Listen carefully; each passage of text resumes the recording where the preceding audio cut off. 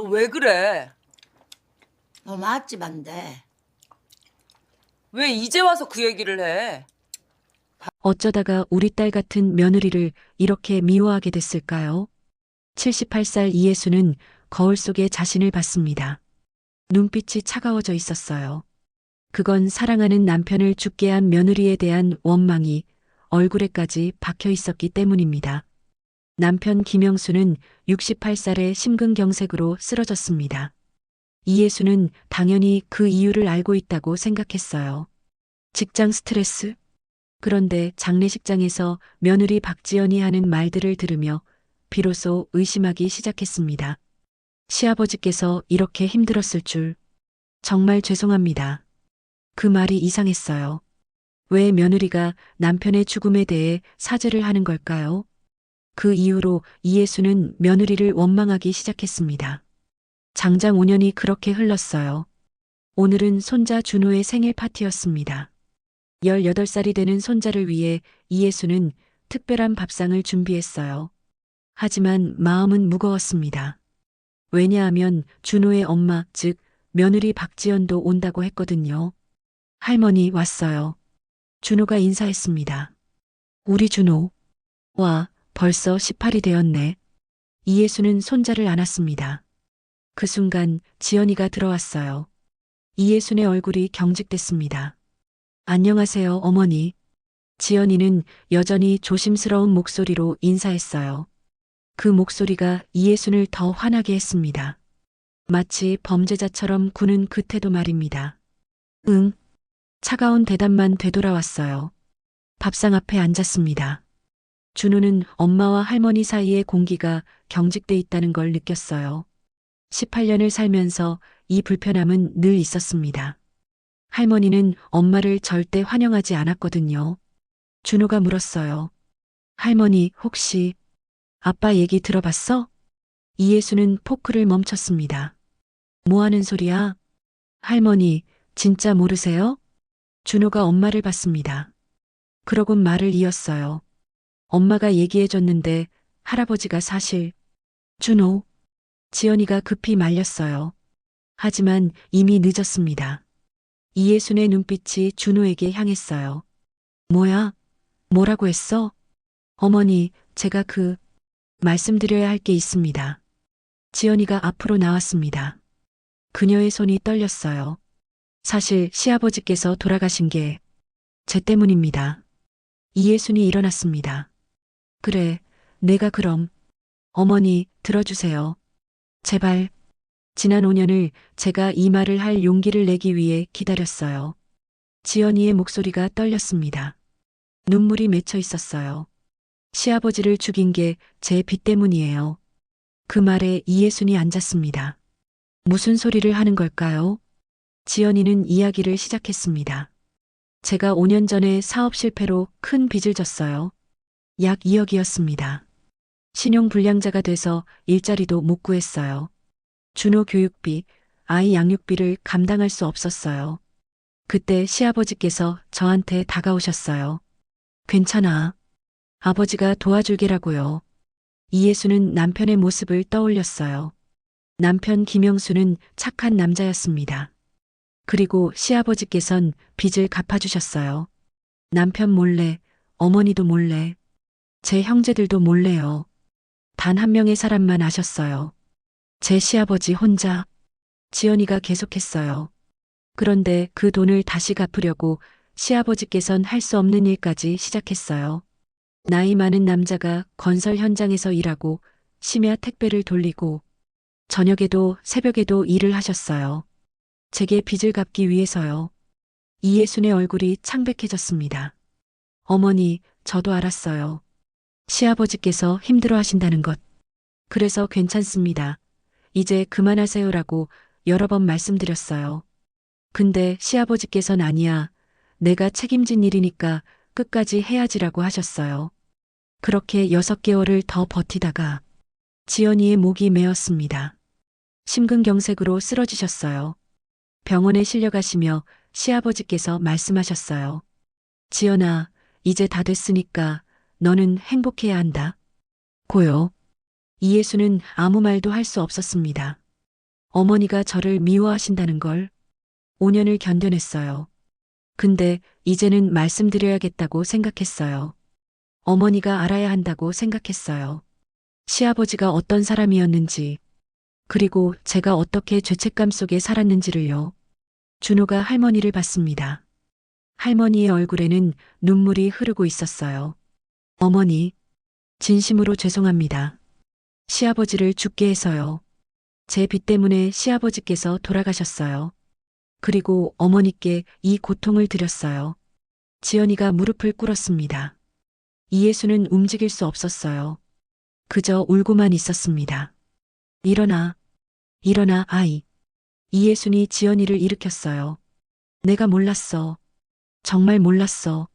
너희를 미워한 게 아니라 내 남편을 미워했구나. 내가 그동안 뭘 한 거야. 저 좋은 남자를 내 가까이에 두고도 모르고 너를 원망하기만 했어. 이예수는 지연이를 안았어요. 그 안에서 엄마와 며느리가 함께 울었습니다. 나도 미안해. 너한테도 내 남편한테도. 이제는 알았어. 우리가 얼마나 서로를 모르고 살았는지를. 그 밤 이예수는 남편의 옷을 꺼냈어요.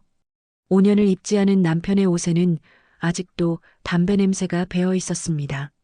그리고 이예수는 깨달았어요. 남편이 얼마나 열심히 살았는지, 그리고 자신이 얼마나 아무것도 모르고 있었는지를요.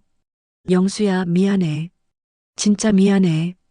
이예수는 남편의 옷을 안고 울었습니다. 다음 날 이예수는 지연이에게 먼저 손을 잡으며 말했어요. 이제부터 우리 함께 살자. 너는 내 며느리가 아니라 내 딸이야. 그리고 준호도 내 손자가 아니라 내 아들이야. 지연이는 울며 고개를 끄덕였습니다. 이예수는 남편의 무덤 앞에 섰어요. 영수야, 이제 알았어. 우리는 함께 살면서도 서로를 너무 모르고 있었어. 넌 나를 사랑하며 견뎌내고 있었고, 난 아무것도 모르고 있었어. 이제는 내가 지연이와 준호를 보살펴 줄게. 그리고 이예순이 말을 맺었어요. 우린 정말 서로를 너무 모르고 살았어. 당신 곁에 있으면서도 당신의 마음을 모르고 살았어. 그런데 이제는 안다. 죽은 후에야 말이야. 바람이 불었어요. 마치 남편이 대답하는 것 같았습니다. 그 이후로 이예순, 지연이, 준호는 함께 살았습니다. 세 사람은 서로를 모르고 살았던 시간에 대해 말했어요. 그리고 깨달았습니다. 우리가 무엇을 놓치고 있었는지를요. 엄마, 저랑 한번 얘기할 수 있을까요? 65살 박명희는 아들의 목소리에 놀랐어요. 맏아들 박준호가 이렇게 진지한 목소리로 다가온 적이 없었거든요. 박명희는 약 30억의 자산을 가지고 있었습니다. 남편이 남긴 재산이었어요. 최근 몇 년간 박명희는 이 돈을 자식들에게 어떻게 나눌지 계획하고 있었습니다. 맏아들 박준호에게 12억, 딸 박미라에게 10억, 막내 아들에게 8억. 그렇게 나누고 자신은 남은 돈으로 여생을 즐기려고 계획했어요. 뭐 하는 거야? 엄마 앞에 앉아. 박명희는 아들을 거실 소파에 앉혔습니다. 준호는 깊게 숨을 쉬었어요. 엄마, 저 먼저 말씀드릴 게 있어요. 뭔데? 엄마가 우리한테 주시려던 돈 받지 않겠습니다. 박명희가 놀랐어요. 뭐라고?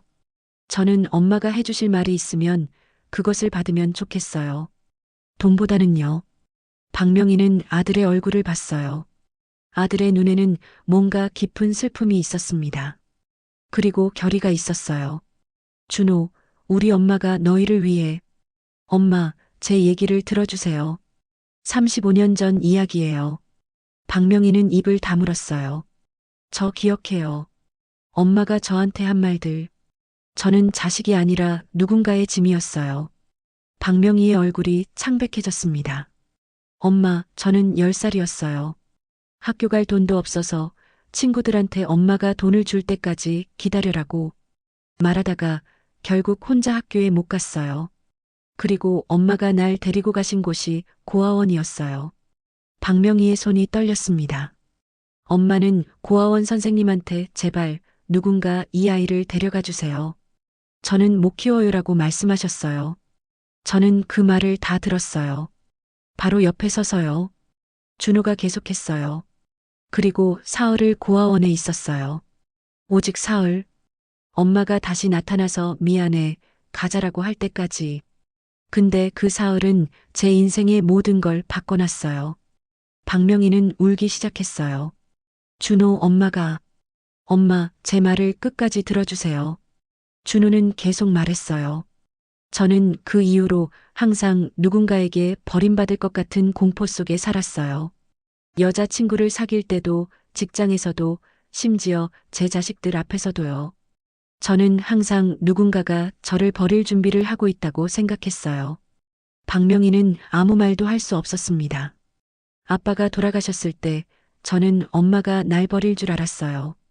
그 상황이 너무 어려워 보여서 저는 엄마한테 엄마 힘들면 날 버려도 괜찮다고까지 말했어요. 기억하세요? 박명희가 고개를 끄덕였어요. 기억하고 있었습니다. 그때 아들이 한 말이 얼마나 마음 아팠는지를요. 엄마, 제가 여기 온 이유는 돈을 거절하기 위해서가 아니에요. 제가 여기 온 이유는 엄마한테 말해야 하기 위해서예요. 엄마의 버림이 제 인생 전체를 어떻게 바꿨는지를요. 그리고 준호가 말을 멈췄어요. 그리고 제가 그것을 용서할 준비가 됐다는 걸 엄마에게 말하고 싶어요.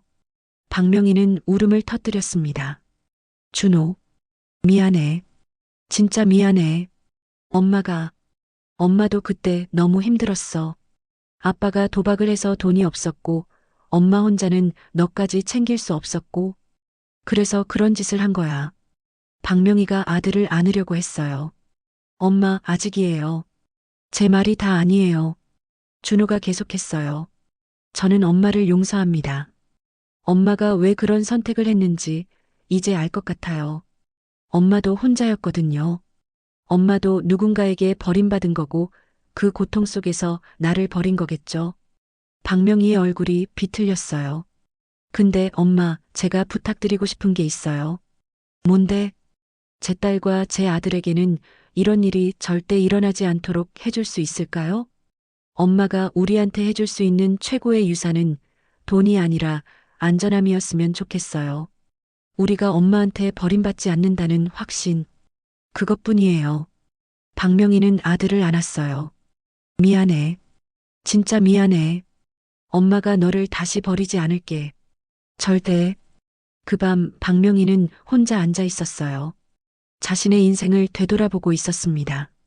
그녀가 아들에게 준 상처가 얼마나 큰 것인지를요. 박명희는 다음날 딸과 막내 아들을 불렀어요. 우리 한번 얘기하자. 박명희는 자식들에게 말했습니다. 엄마가 너희한테 돈 이야기를 하려고 했는데 이제 다르게 생각해. 돈은 필요할 때 줄게. 근데 엄마가 진짜 너희에게 해줄 수 있는 최고의 선물은. 박명희가 말을 멈췄어요. 엄마가 절대 너희를 버리지 않는다는 약속이야. 뭐가 어떻게 되든 엄마는 너희 곁에 있을 거야.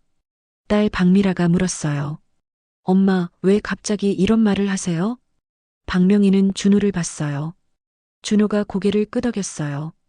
엄마가 당신들에게 해주지 못한 게 많다는 걸 깨달았어. 특히 너희들이 필요했을 때 곁에 있지 못했어. 박명희는 자신의 과거를 이야기하기 시작했어요. 아이들이 어떻게 자라났는지, 그리고 그 과정에서 자신이 얼마나 많은 상처를 줬는지를요.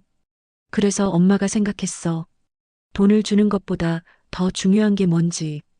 그건 바로 너희들이 사랑받고 있다는 확신이야. 돈은 언젠가 떨어지겠지. 근데 사랑은. 박명희의 목이 메었어요. 사랑은 영원해야 돼. 그게 엄마가 너희에게 해줄 수 있는 거야. 그 이후로 박명희는 자식들과 더 자주 만났어요. 돈 이야기 대신 마음 이야기를 나눴어요. 그리고 손자, 손녀들은 할머니가 예전과 달라졌다는 걸 느꼈습니다. 준호의 딸인 지은이는 할머니에게 물었어요. 할머니, 왜 갑자기 우리한테 이렇게 잘해주세요? 박명희는 웃으며 대답했어요. 내 아들이 할머니를 깨워줬거든. 돈보다 중요한 게 뭔지. 그 이후로 박명희는 매달 한 번씩 준호의 집에 가서 함께 밥을 먹었어요. 그리고 그 자리에서 준호는 엄마에게 자신의 삶을 나눴어요. 직장에서의 일, 아이들의 이야기, 그리고 여전히 남아있는 버림의 공포에 대해서도요. 박명희는 매번 그 말을 들으며 울었어요. 그리고 말했어요. 준호, 엄마가 여기 있어. 절대 혼자가 아니야. 그 말 한마디가 준호의 인생을 천천히, 그러나 확실하게 바꿔나갔습니다. 한 해가 흘렀을 때 박명희는 준호에게 편지를 썼어요. 그 편지엔 이렇게 쓰여 있었습니다. 준호, 엄마가 너한테 준 가장 큰 선물은 돈이 아니라 상처였구나. 정말 미안해. 그런데 너는 그 상처를 용서했고 나는 그 용서로 인해 다시 태어났어. 엄마는 너한테 감사하고 싶어. 그리고 말해주고 싶어. 엄마가 주는 유산은 돈이 아니라 너한테 받은 용서와 사랑일 거야. 준호는 그 편지를 읽으며 울었어요. 2억 5천만 원. 그 돈이 나한테서 사라진 지가 30년이 되었습니다. 72살 한기호는 시장 한 구석에서 택배 상자를 들고 있었어요. 80대가 되어서도 여전히 일을 하고 있는 남자였습니다. 왜냐하면 돈이 필요했거든요. 30년 전에 잃어버린 그 돈을 되찾기 위해서요. 한기호는 30년 전만 해도 야심 많은 사업가였습니다. 친구 이준호와 함께 작은 무역회사를 세웠었어요. 둘은 함께 고생하며 사업을 키웠습니다. 그리고 5년 만에 매출이 100억대가 되었어요. 그런데 그 순간이 문제였습니다. 이준호가 한기호에게 다가왔어요. 기호, 미국으로 확장하려고 해. 너는 어때? 좋아. 우리 같이 가자. 한기호는 기꺼이 투자했어요. 자신이 모은 모든 자산인 2억 5천만 원을요. 그리고 1년을 기다렸습니다. 그런데 준호는 사업을 정리하고 혼자 미국으로 떠나버렸어요. 그리고 회사에 서명된 모든 계약서를 위조하고 자기 명의로 변경했습니다. 한기호는 법정에 섰습니다. 하지만 증거 부족으로 패소했어요. 준호는 변호사를 더 잘 둬서 모든 것을 자신의 것으로 만들어버렸거든요. 기호, 미안해. 이건 사업인 거고. 이준호는 미국에서 전화로 말했어요. 넌 계속 한국에서 열심히 일해. 다시 일어날 수 있잖아. 그렇게 한기호는 모든 걸 잃었습니다. 사업도, 돈도, 그리고 꿈도요. 30년을 택배기사로 살았습니다. 아내와 자식들에게 사업이 실패했다고만 말했어요. 친구의 배신은 말하지 않았습니다. 프라이드 때문에요. 그런데 어느 날 한기호는 시장에서 그를 만났어요. 이준호였습니다. 미국에서 성공한 이준호였어요. 기호? 정말 오래됐네. 이준호는 마치 아무 일도 없었던 것처럼 손을 내밀었어요. 기호, 넌 이렇게 살았어? 미안해. 내가 잘 되니까 니까 생각 안 했어.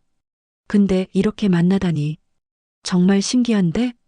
한기호는 이준호의 손을 잡지 않았어요.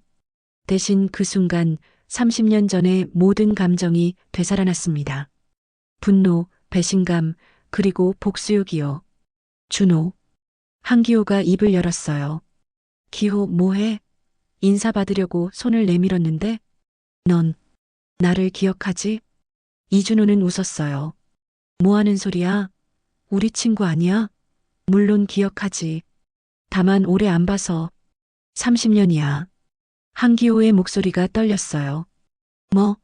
30년을 내가 기억했어. 너한테 당한 배신을 말이야. 그 순간 이준호의 표정이 굳었습니다. 기호, 이건. 조용해. 한기호가 목소리를 높였어요. 시장 사람들이 쳐다봤습니다. 넌 그 2억 5천만 원으로 지금까지 살았지? 미국에서 호의호식하며 그 돈이 나한테서 나온 돈이라는 걸 알면서 이준호가 뒷걸음질을 쳤어요. 기호, 진정해. 이건 사업 실패야. 누가 이러지 않아? 너도 사업을 했으면. 사업이 아니라 사기야. 넌 내 돈을 가지고 서명을 위조했고 내 가게를 훔쳤어. 기호. 그리고 난 30년을 택배기사로 살았어. 택배 상자를 들고. 넌 뭘 했어? 호의호식했어? 가족들한테 자랑했어? 한기호가 이준호의 앞을 막았어요. 그 순간 손자 한준영이 나타났어요. 35살 검사 출신의 한준영이 아버지 뒤에 서 있었습니다. 할아버지, 이분이 우리 친구야. 30년 전에 할아버지를 배신한 한준영의 눈빛이 바뀌었어요. 할아버지, 이게 사실입니까? 이준호가 떨리는 목소리로 말했어요. 그건 옛날 일이고, 옛날 일? 한기호가 웃음을 터뜨렸어요. 하지만 그것은 슬픈 웃음이었습니다. 넌 그 정도 위력이 있는 걸 몰라. 내 인생이 어떻게 바뀌었는지를. 한기호가 손자에게 말했어요. 준영, 이분한테 물어봐. 30년 전에 뭘 했는지. 한준영은 이준호에게 물었어요. 30년 전에 뭐 하셨습니까? 이준호는 대답할 수 없었어요. 대신 도망치려고 했습니다. 하지만 한기호가 그의 팔을 잡았어요. 안 돼. 이번엔 내 말을 들어. 내 아내가 얼마나 고생했는지, 내 자식들이 얼마나 부끄러워했는지, 내 손자가 얼마나 미안해했는지 다 말할 거야. 기호, 제발. 뭐 하는 거야? 이미 옛날 일이잖아. 우린 친구야. 한기호가 눈물을 흘렸어요. 친구? 넌 날 친구라고 생각했어? 아내 정수님이 나타났어요. 69살 남편의 뒤에 조용히 서 있었습니다. 영희야, 이분이? 정수님이 물었어요. 한기호는 아내를 봤습니다. 아내의 손을 잡았어요. 그 손은 30년을 일하면서 생긴 굳은 살이 있었어요. 이분이 내 친구 이준호야. 30년 전에 내 모든 걸 빼앗아간 친구야. 정수님은 이준호를 봤어요. 그리고 말했습니다. 나는 당신을 모르겠지만 제 남편의 뒤에 30년이 있어요. 30년의 택배, 30년의 고생, 30년의 눈물이요. 그걸 빼앗아간 분이라면 정수님이 입을 다물었어요. 제 남편이 당신을 용서한다는 건 당신이 기다려야 한다는 뜻이에요. 한기호는 아내의 손을 더 꼭 잡았어요. 준호, 나는 너를 복수할 수도 있어. 손자가 검사니까. 근데 난 그렇게 하지 않겠어. 이준호가 놀랐어요. 넌, 뭐? 내가 하고 싶은 건 따로 있어. 널 법정에 세우는 게 아니라 너한테 내 인생을 알려주고 싶어. 넌 내 2억 5천만 원으로 뭘 샀어? 자동차? 저택? 그런데 난 그 돈으로 뭘 샀는가를 넌 알아야 해. 한기호가 계속했어요. 난 내 돈으로 아내를 얻었어. 이 아내가 나를 버리지 않고 30년을 견뎌준 거야. 내 자식들을 얻었어. 그들이 부끄러워하면서도 아빠를 사랑해주는 거야. 내 손자를 얻었어. 이 손자가 아빠를 돌보겠다고 검사가 된 거야. 그리고 한기호의 목이 메었어요. 나는 이 모든 걸 잃었을 때 사랑과 희망 같은 걸 잃지 않았어. 넌? 이준호는 대답할 수 없었어요. 난 이제 복수하지 않기로 했어.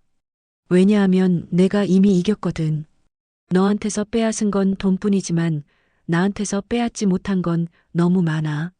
한준영이 아버지를 봤어요. 할아버지, 혹시 그분한테 법적 조치를 하지 않으신다는 뜻입니까? 응.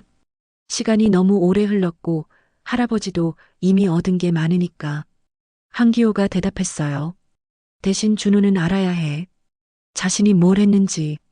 그리고 진심으로 뉘우쳐야 해. 그게 유일한 벌칙이야. 이준호는 울음을 터뜨렸어요. 미안해. 정말 미안해. 내가 미쳤었어. 그 무렵에 늦었어. 근데 지금부터라도 내 인생을 다시 생각해봐. 그 2억 5천만 원이 정말 값어치가 있었는지를 말이야. 한기호는 아내의 손을 잡고 돌아섰어요. 그리고 시장을 빠져나갔습니다. 그 밤 한기호는 손자와 대화했어요. 준영, 너 아빠를 복수하고 싶지 않니? 한준영이 대답했어요. 할아버지, 복수하고 싶었던 제가 우습습니다. 왜냐하면 할아버지는 이미 이겼거든요. 할아버지가 가진 가족이 그걸 증명하니까요. 한기호는 손자를 안았어요. 잘 생각했어. 우리가 할 일은 복수가 아니라 용서야. 그리고 우리의 삶을 살아가는 거야. 다음 주 한기호는 시장에서 만난 사람들에게 이야기했어요. 자신이 왜 택배기사가 되었는지, 그리고 그 30년이 얼마나 의미 있었는지를요. 할머니, 할아버지들이 물었어요. 한기사, 그럼 너 지금도 그 친구한테 화나? 한기호가 웃으며 대답했어요. 아니요. 오히려 감사해요. 그 친구가 없었으면 난 이 아내를 만나지 못했고 이 가족을 얻지 못했으니까. 정수님이 남편의 손을 잡았어요. 이 남자 진짜 미쳤어. 배신한 놈을 감사한다니. 한기호가 웃었어요. 그게 인생이야, 영희. 우리가 어떤 상황에서 뭘 받느냐가 아니라 그 상황에서 뭘 만드느냐가 중요한 거야. 그 이후로 한기호는 더 이상 택배 상자를 들 필요가 없었어요. 왜냐하면 손자가 자신의 생활을 책임져 주기로 했거든요. 그러나 한기호는 여전히 시장에 나갔습니다. 사람들을 만나고 이야기를 나누기 위해서요. 그리고 한 달 뒤 한기호는 한 통의 편지를 받았어요. 이준호에게서였습니다. 기호에게 내가 어떤 말을 해도 부족할 것 같다. 난 너를 배신했고 너는 그 배신으로 30년을 살았다. 그리고 넌 날 용서했다. 내가 해야 할 일은 넌 모르지만 나는 지금부터 내 인생을 다시 생각해 보려고 한다. 너한테 받은 용서로 말이야. 정말 미안하고 고마워. 그리고 용서해줘서 감사해. 한기호는 그 편지를 읽으며 울었어요.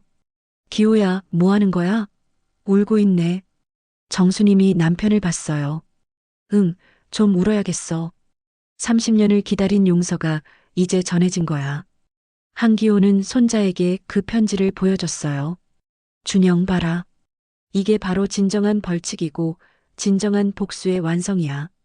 상대방의 마음을 바꾸는 것. 그것보다 더 큰 복수는 없어. 한준영은 아버지의 말을 이해했어요. 할아버지, 이제 정말 끝이에요? 한기호가 대답했어요. 응, 이제 끝이야. 30년의 복수가 용서로 바뀌는 순간이야. 이제 우리는 앞으로만 나아가면 돼. 여러분, 구독과 좋아요, 댓글은 무료이자 큰 힘이 됩니다. 꼭 부탁드립니다.